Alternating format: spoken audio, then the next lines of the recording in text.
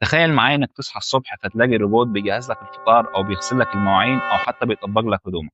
وده مش فيلم خيال علمي، ده واقع حصل فعلا. في شركة اسمها فيجر اي اي اعلنت عن روبوت جديد اسمه فيجر او 3. وده مش مجرد روبوت عادي، ده روبوت بيشتغل في البيت وبيقدر يعمل حاجات زي انه يقدم لك الاكل، يلم اللعب من على الارض، او يطبق الهدوم، وكل ده من غير اي تحكم بشري مباشر. السر في نظام ذكي اسمه هيليكس، وده بيسمح للروبوت انه ياخد قرارات في الوقت الحقيقي من غير اي سكريبت.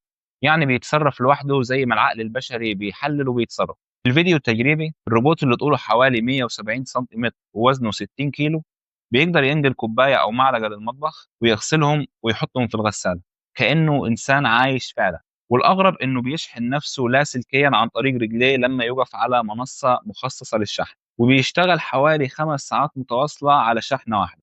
الشركة قالت إنها دلوقتي مش بتستخدم نموذج اوبن اي اي زي زمان، لكن بتعتمد على نظامها الخاص، والخطة إنها توصل لمرحلة إن الروبوت يقدر يعمل معظم أعمال البيت بالكامل بحلول سنة 2026. ولكن في سؤال مهم، هل الروبوتات دي هتساعدنا فعلا ولا ممكن يكون في زيها بتاخد مكاننا في الشغل؟